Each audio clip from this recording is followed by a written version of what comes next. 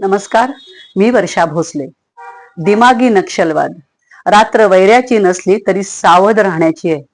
भारत हा जगातला सगळ्यात तरुण देश. अमेरिका वृद्धत्वाकडे झुकलेला आहे. चीन, जपान सुद्धा वृद्धत्वाकडे झुकलेले आहेत. इंग्लंड हा म्हातारा झालेला देश आहे. अशा पार्श्वभूमीवरती भारत हा जगातला सगळ्यात तरुण देश आणि या देशाचे पंतप्रधान 15 ऑगस्टला लाल किल्ल्यावरून काय बोलणार याकडे सगळ्या जगाचं लक्ष लागलेलं असतं. काल पंतप्रधानांनी सप्तधारांच्या माध्यमातून 2047च्या विकसित देशाचं स्वप्न, भलं मोठं स्वप्न आपल्या समोर ठेवलं. त्याच वेळेस त्यांनी दिमागी नक्षलवाद हा शब्दप्रयोग सुद्धा वापरला. काय आहे हा शब्दप्रयोग यावरती बरेच जण टीका करायला लागले, पण समजून घेण्याची वेळ आलेली आहे. अतिशय कष्टानं या देशातली घुसखोरी थांबलेली आहे. अतिशय कष्टानं या देशावरती वारंवार होणारे हल्ले थांबलेले आहेत. या देशातला नक्षलवाद संपतोय. नक्षलाईट चळवळी संपलेल्या आहेत. पश्चिम बंगाल सारखं राज्य जिथे बांगलादेश राहून येऊन राहिले होते, त्यांनी त्यांचं घर केलं होतं, असा पश्चिम बंगाल सुद्धा आता आपल्याकडे आलेला आहे.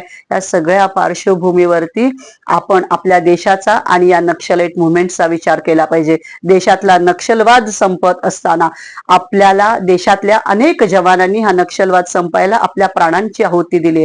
हे विसरून चालणार नाही. नक्षलवाद संपतोय, पण शहरी नक्षलवाद आणि दिमागी नक्षलवाद आता धुमाकूळ घालतोय, हेही लक्षात घेतलं पाहिजे.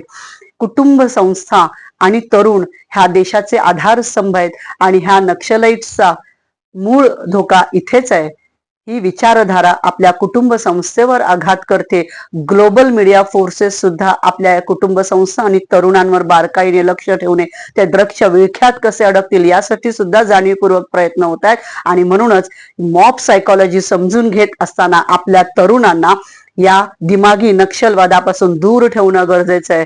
या नक्षलवादाच्या धोक्यापासून सावध राहण्याचं गरज आहे. आणि म्हणूनच हा दिमागी नक्षलवाद समजून घेताना त्याचे धोके समजून घेतले पाहिजेत. आणि दिमागी नक्षलवाद ही रात्र वैऱ्याची नसली तरी सावध राहण्याची आहे, हे समजून घेण्याचा आता हा काळ आहे.